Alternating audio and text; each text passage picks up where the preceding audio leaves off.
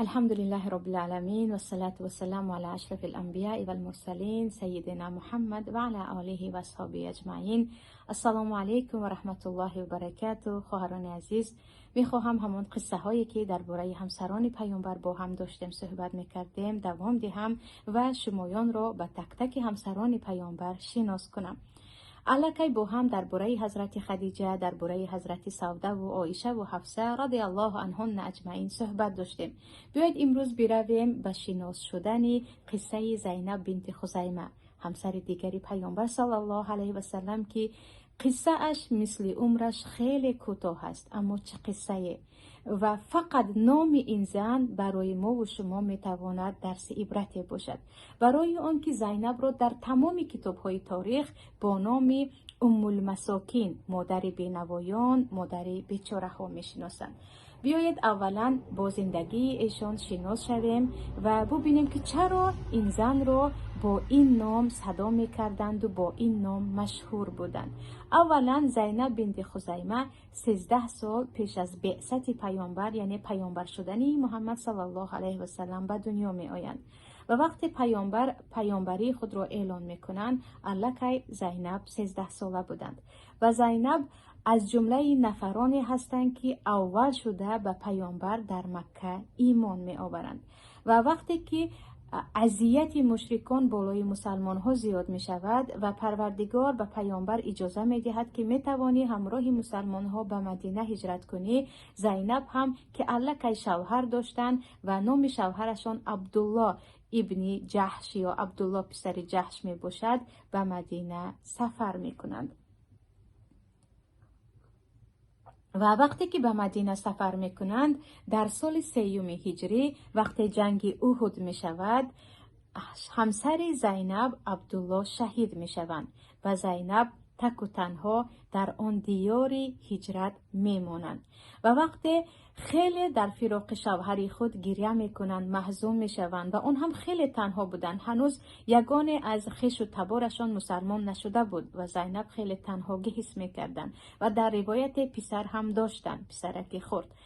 پیامبر از این آگاه می شوند و می شنوند که زینب شوهر خود عبدالله را در جنگ از دست داده است و تنها است و البته که پیامبر رحمت که رحمتشان تمام زنهای بیوزن و کودکان یتیم و تمام بیچاره ها و هر کسی که در اطرافشان بود احاطه کرده بود و خود زینب هم میرسد و در زینب را میکوبند و خواستگاری میکنند و وقتی که پیامبر از زینب خواستگاری کرده بودند الکی 4 ماه و 10 روز از وفات شوهرشان گذشته بود و زینب ادعاشان را پس سر کرده بودند. البته که چه کسی بهتر و ارزنده تر است و زینب از پیامبر صلی الله علیه و سلم و زینب و این خواستگاری مبارک راضی می شوند و به پیامبر به ازدواج می برایند و پیامبر پس از مدت از ازدواج حفصه دختر عمر ابن خطاب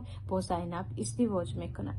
برای زینب در کنار خانه‌ای که یا گفتیم حجره هایی که در نزد مسجد بود، در کنار حجره حضرت عایشه و حفصه حجره می‌سازند، خانه‌ای که حجره یک دارد و یک حولیچه دارد و این را ببینید که پیامبر هرگز در عمرشان 2 زن را در یک خانه جا نکرده بودند. برای هر یک زنی خود خانه جدا، حولی جدا داشتند. هر یک زن آشپزخانه خودش را داشت، اتاق خودش را داشت و گفتیم حولیچه خودش را داشت و اینکه بعضیا میگویند در یک خانه می شود 2 تا 3 تا 4 تا زن را جمع کرد، این از اسلام نیست. هرگز گمان نکنید که پیامبر این گونه سنت داشتند و در تمام کتاب ها در این باره می شود پیدا کرد. پس ام المساکین زینب با پیامبر ازدواج میکنند. در روایت ها آمده است که در ماه مبارک رمضان، ولی عجیبش این است که فقط پس از 2 ماه یا 3 ماه زینب وفات میکنند. یعنی عمر اونقدر کوتاه بود که زینب در خانه پیامبر همگی 2 ماه در اکثر روایت ها عروس می شوند و پس از 2 ماه وفات می کنند و پیامبر اولین زنی که پس از خدیجه از دست می دهند و آن هم در مدینه در دیار هجرت این زینب بود و زینب را در قبرستان بقیع خود پیامبر نماز می خوانند و خودشان می گورانند. ولی همیشه زینب را ما با ام المساکین می شناسیم برای اون که در سیرهشان آمدگی هست یا زندگی نامشان آمدگی است که هنوز در زمان جاهلیت یا هنوز پیش از اسلام آوردن زینب کارشان کمک کردن به کمبغلان بود. اگرچه خودشان دستی وسیع نداشتن، خودشان بای و ثروتمند نداشتن، ولی از این طرف و از آن طرف از شکم خود کشیده و از جسم خود کشیده به محتاجان کمک میکردن. و هنوز مسلمان نشده هم در مکه کسی اگر زینب رو صدا میکرد میگفت وای مادر بیچاره هاست، یعنی اونه که همیشه در غم بیچاره هاست. و پس از اسلام هم عیناً همین کار رو دوام میدادن. و در قصه ازدواجشان آمده است که وقتی پیامبر با زینب ازدواج کردن، همش مهمان های زینب کمبغلان بودن. همه دوست و دوگانه و خویش و تبار خود را به توی دعوت میکند، اما مهمان های زینب فقط کمبغلان بودند که یک گروه می آمدند و خوراک می خوردند، آنها می رفتند گروهی دیگر می آمدند. و این اخلاق خود را و این رفتار خود را و یک نمونه خود را زینب پس از اسلام خود هم دوام دادند. و در روایتی آمده است که فقط یک تا خادم داشتند و آن را هم در راه الله آزاد کرده بودند و به پیامبر گفته بودند که پیامبر الله، من همون خادمم را هم آزاد کردم، دیگر هیچ چیز در دستم نیست. برای همین میگویند ما میشنویم درباره رشک حفصه و رشک عایشه و رشک صفیه و بعضی مشکلی ها با ام سلمه و ام حبیبه، اما در یگان جا درباره رشک کردن یکی از همسران پیامبر به زینب و یا زینب نآمده است. این اولا برمیگردد به اینکه زینب خیلی عمر کوتاه دیدن، دومش اینکه مشغول کار خیر بودن. وقتی دیگر زنها به رشک آواره است، زینب در کمک کمبغلان بودن، در دادن و در یاردم کردن بیچاره ها بودن. از اینجا هم همیشه با ام المساکین پیش از اسلام هم پس از اسلام هم باقی موندن و پیامبر شوهری بودند که خودشان همسرشان را گور کردند و درباره‌شان حدیث های زیادی نیست. یگانه میدونیم که مشهور هستند با ام المساکین. و عجیبش این است که در سن 30 سالگی از دنیا رفتند. وفات زینب در اصح روایات در 30 سالگی بود. یک زن در 30 سالگی وفات میکند، اما پس از خود چه عملهایی را ترک میکند.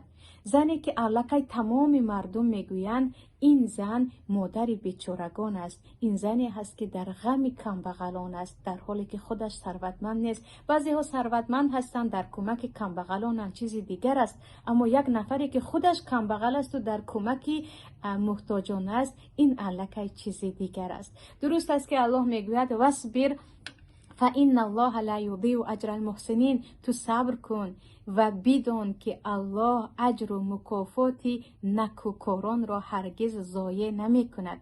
پس می بینیم که در عمر کوتاه خود همان خیر و سخاوتی که زینب کردند تا امروز در کتاب های تاریخ ثبت است و با نام ام المساکین خیلی در کتاب ها مشهور هستند.